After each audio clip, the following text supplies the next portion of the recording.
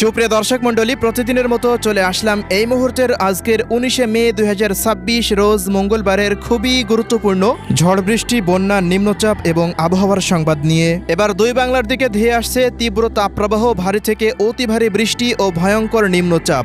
আগামী 21শে মে দুই বাংলায় প্রবেশ করতে পারে শক্তিশালী নতুন বৃষ্টিবলয়, চলতে পারে 31শে মে পর্যন্ত।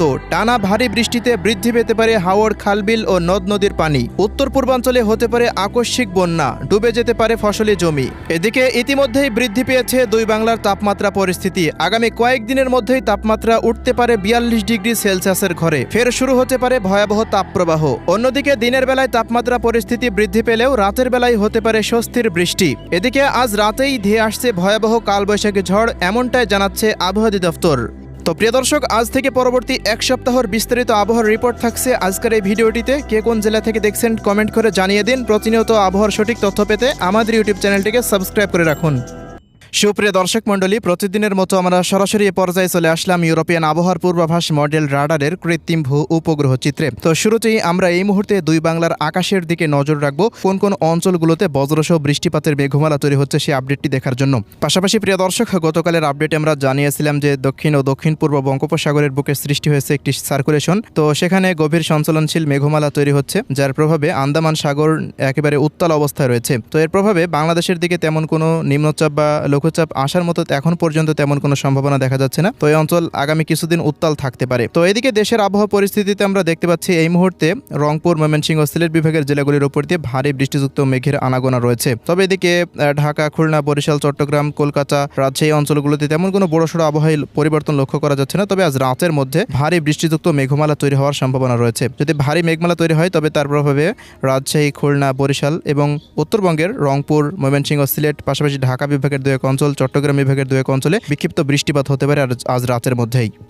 তো প্রিয় দর্শক, আমরা এই পর্যায়ে সরাসরি চলে আসলাম ইউরোপিয়ান আবহাওয়ার পূর্বাভাস মডেল রাডারের বৃষ্টিবাহী মোডে। তো এবার জানিয়ে দেব 19শে মে রোজ মঙ্গলবার কোন কোন অঞ্চলগুলোতে বৃষ্টিপাত হতে পারে সেই পূর্বাভাস। 19শে মে রোজ মঙ্গলবার দেখতে পাচ্ছি সিলেট বিভাগের সিলেট, সুনামগঞ্জ, মৌলভীবাজার, হবিগঞ্জের প্রত্যেকটা স্থানের উপর দিয়ে ভারী বৃষ্টিপাতের আভাস রয়েছে। পাশাপাশি ময়মনসিংহ, শেরপুর, জামালপুর, নেত্রকোনা, এদিকে রয়েছে রংপুর বিভাগের রংপুর, দিনাজপুর, ঠাকুরগাঁও, পঞ্চগড়, নীলফামারী, লালমনিরহাট, কুড়িগ্রাম ও গাইবান্ধা জেলার বিভিন্ন স্থানের উপর দিয়ে মাঝারি ধরনের বৃষ্টিপাতের আশঙ্কা রয়েছে। এছাড়াও এদিকে ঢাকা বিভাগের কাপাসিয়া, কটিয়াদি, কিশোরগঞ্জ, গাজীপুর, টাঙ্গাইল, নরসিংদী, মুন্সিগঞ্জ, ঢাকা, ঝামরাই এই অঞ্চলগুলোর কোথাও কোথাও মাঝারি ধরনের বৃষ্টিপাতের আশঙ্কা করা যাচ্ছে মঙ্গলবার। চট্টগ্রাম বিভাগেরও দেখা যাচ্ছে ব্রাহ্মণবাড়িয়া, কুমিল্লা, ফেনী, নোয়াখালী, লক্ষ্মীপুর, চাঁদপুর, এদিকে খুলনা বিভাগের শ্যামনগর, মোংলা, বাগেরহাট, বরিশাল বিভাগের বরিশাল, পিরোজপুর, ঝালকাঠি এই অঞ্চলগুলোর কোথাও কোথাও বিক্ষিপ্ত বৃষ্টিপাত হতে পারে। এদিকে খাগড়াছড়ি, ফটিকছড়ি, লংগদু, দীঘিনালা, সাজেক, মানিকছড়ি, বান্দরবন, এদিকে ত্রিপুরা রাজ্যের ধলাইখয়, গোমতী, ঊনকোটি এই অঞ্চলগুলোর বেশ কিছু অঞ্চলে বিক্ষিপ্ত মাঝারি ধরনের বৃষ্টিপাতের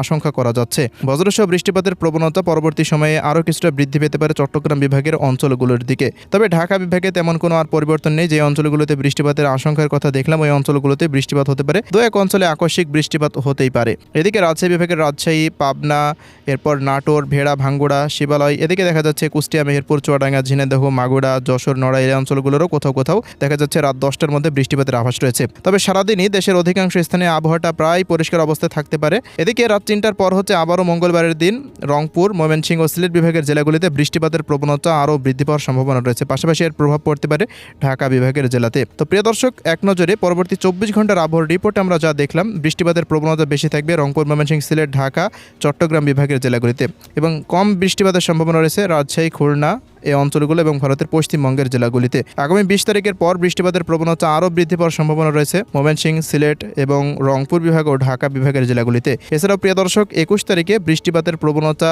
দেখা যাচ্ছে দেশের 8টি বিভাগের ওপর দিয়ে ছড়িয়ে ছিটিয়ে হতে পারে। তো প্রিয় দর্শক, বিক্ষিপ্ত বৃষ্টিপাতের কারণে দেখা যাচ্ছে রোদের যে কাজ রয়েছে সেই কাজগুলো করতে ব্যাপক সমস্যা সৃষ্টি হতে পারে আগামী কয়েকদিনে। মোটামুটি কয়েকদিন আবহাওয়া পরিষ্কার থাকলেও 21 তারিখের পর হতে রংপুর, ময়মনসিংহ, সিলেট, ঢাকা, খুলনা, বরিশাল, চট্টগ্রাম, ত্রিপুরা, আসাম, মেঘালয় এই অঞ্চলগুলোতে বৃষ্টিপাতের মাত্রা আরও বৃদ্ধি পেয়ে তা চলতে পারে মোটামুটি মাসের শেষ পর্যন্ত, এমনই আভাস পাওয়া যাচ্ছে আজকের আপডেট থেকে। তোমরা নতুন যদি পূর্বাভাস পেয়ে যায় সাথে সাথেই জানিয়ে দেব। এছাড়া প্রিয় দর্শক, বৃষ্টিপাতের মাত্রা বৃদ্ধি পেলেও পাশাপাশি বৃদ্ধি পাবে তাপমাত্রা পরিস্থিতি।